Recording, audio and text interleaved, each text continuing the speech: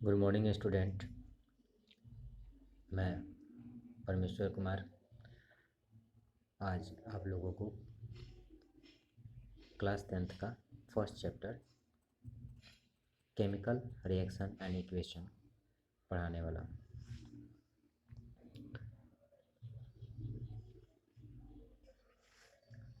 सबसे पहला क्वेश्चन आता है, व्हाट इज केमिकल रिएक्शन।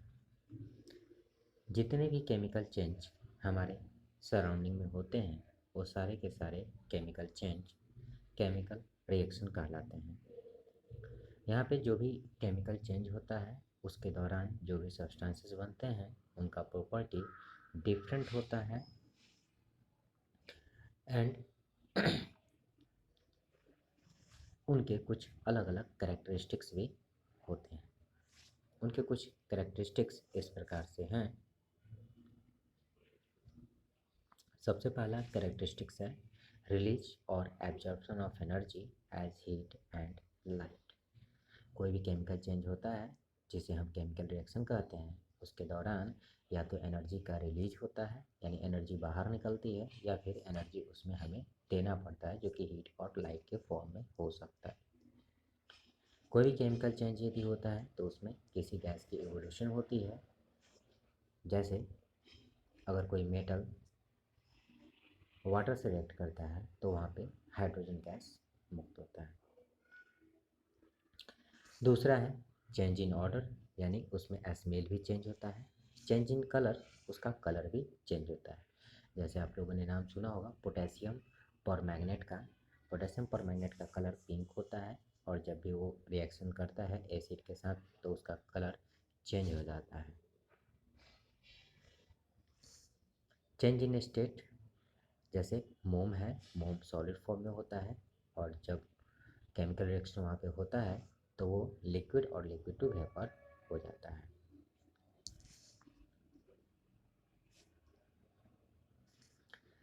अगला टॉपिक हमारे पास आता है types of chemical reaction. Types of chemical reactions अलग अलग बुक में अलग टाइप्स के होते हैं। फिलहाल जो भी मेन है वो यहाँ पे हम लोग समझने की कोशिश करेंगे। सबसे पहला हमारा जो है कॉम्बिनेशन रिएक्शन है। Combination reaction those reaction in which two or more substances combine to form a single product are known as combination reaction. इसके एग्जांपल्स वगैरह हम लोग आगे देखेंगे।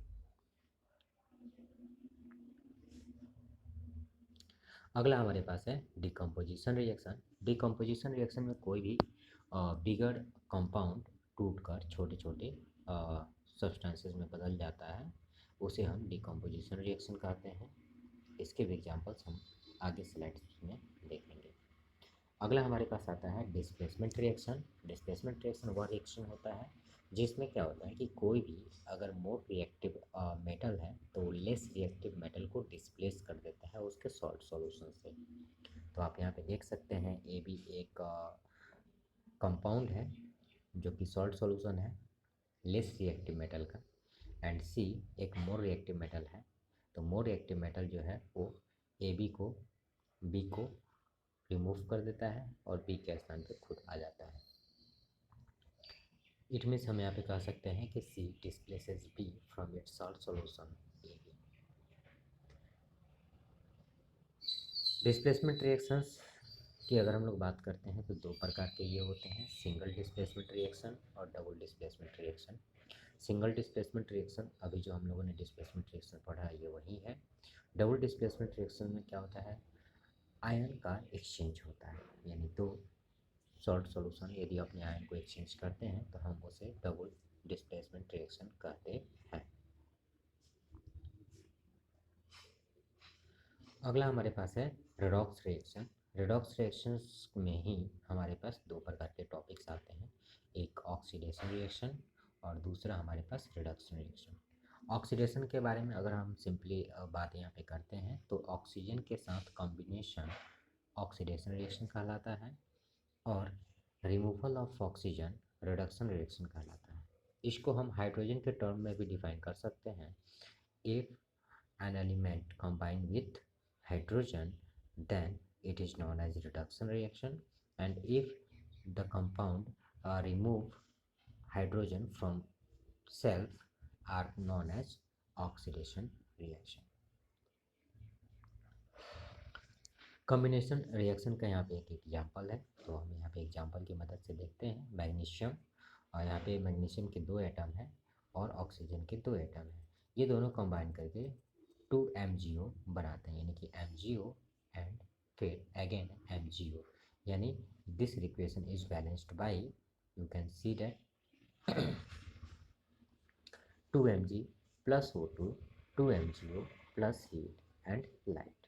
आप लोगों को ये एक्सपेरिमेंट है, और ये एक्सपेरिमेंट आप खुद से भी कर सकते हैं। सिंपली आपको क्या करना है, मैग्नीशियम का फीता यानी रिबन लेना है, उसे सैंड पेपर से क्लीन कर लेना है, और जब हम उसे जलाएंगे तो मैग्नीशियम ऑक्साइड, हीट और प्लस लाइट हमें मिलेगा।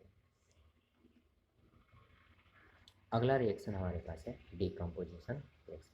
डिकम्पोजिशन रिएक्शंस को हम लोग यहाँ पे 3 प्रकार से क्लासीफाइड कर सकते हैं। Decomposition reaction by heat, decomposition reaction by light और डिकम्पोजिशन रिएक्शन बाय इलेक्ट्रिसिटी। तो हीट के वजह से अगर डिकम्पोजिशन रिएक्शन होता है तो उसे हम थर्मल डिकम्पोजिशन रिएक्शन कहते हैं, और लाइट के वजह से डिकम्पोजिशन रिएक्शन यदि होता है तो हम उसे फोटो डिकम्पोजिशन रिएक्शन कहते हैं, और इलेक्ट्रिसिटी की वजह से होता है तो हम उसे इलेक्ट्रोलाइसिस कहते हैं।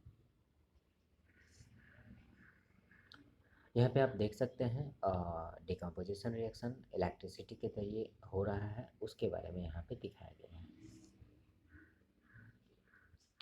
तो आप यहाँ पे देखें H2O, तो H पे पॉजिटिव आयन होता है और OH पे नेगेटिव आयन होता है। तो H प्लस पे H पे पॉजिटिव आयन होने की वजह से ये निगेटिव साइड जाएगा, यानी निगेटिव इलेक्ट्रोड पे ये इकट्ठा होता है, और OH पे निगेटिव आयन होता है तो ये पॉजिटिव साइड मतलब कलेक्ट होता है।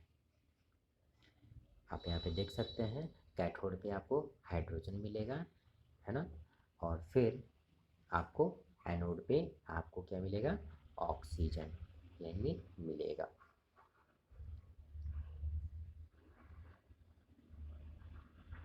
अगला हमारे पास डिस्प्लेसमेंट रिएक्शन है।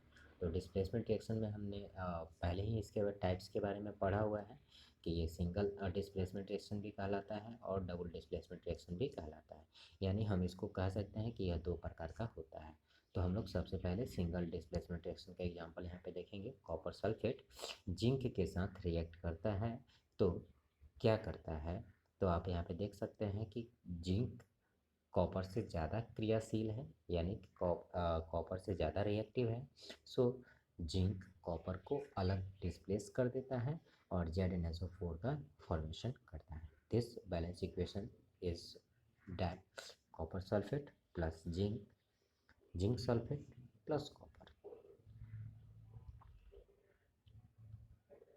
डबल डिस्प्लेसमेंट रिएक्शन का एग्जांपल अब हम लोग देखेंगे। यहाँ पे बेरियम क्लोराइड है और सोडियम सल्फेट है। तो आप यहाँ पे देखेंगे आयन का एक्सचेंज हो जाता है, यानी कि सोडियम जो है वो क्लोरीन के साथ रिएक्ट करेगा और बेरियम जो है वो सल्फेट के साथ रिएक्ट करेगा। तो इस केसेस में आपको barium sulphate plus sodium chloride का फॉर्मेशन यहाँ पे हो जाएगा, और ऐसे ही रिएक्शंस को हम लोग डबल डिस्प्लेसमेंट रिएक्शंस कहते हैं। तो यहाँ पे आप देख सकते हैं barium chloride plus sodium sulphate मिलकर बेरियम सल्फेट जो कि वाइट प्रेसिपिटेट के रूप में होता है और सोडियम क्लोराइड का फॉर्मेशन करता है। ऑक्सीडेशन रिएक्शन, मैंने पहले ही बताया कि ऑक्सीडेशन और रिडक्शन को कंबाइन फॉर्म में हम रेडॉक्स रिएक्शन कहते हैं। इसके बारे में मैंने ये भी बताया कि oxidation means addition of oxygen and removal of hydrogen होता है। ठीक इसके अपोजिट में रिडक्शन की बात करते हैं तो removal of oxygen and addition of hydrogen को रिडक्शन कहते हैं, और इन दोनों अभिक्रियाओं को सम्मिलित रूप से हम रेडॉक्स का नाम देते हैं। तो आप यहाँ पे देख सकते हैं कॉपर ऑक्सीजन से कंबाइन कर रहा है तो हमें कॉपर ऑक्साइड का फॉर्मेशन हो रहा है, यानी 2 मॉलिक्यूल्स हमें किसके मिल रहे हैं, कॉपर ऑक्साइड्स के मिल रहे हैं। तो ये रिएक्शंस जो था वो ऑक्सीडेशन रिएक्शंस था।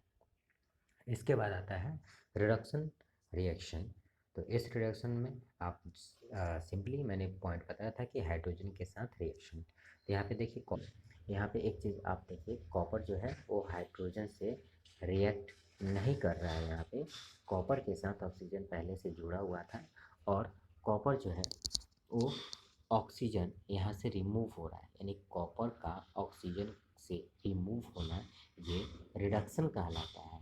और हाइड्रोजन का ऑक्सीजन से जोड़ना ये ऑक्सीडेशन कहलाता है।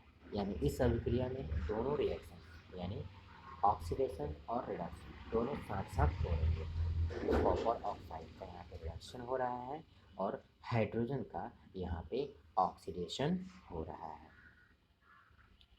थैंक यू गाइस, फिर हम लोग नेक्स्ट क्लास में मिलते हैं।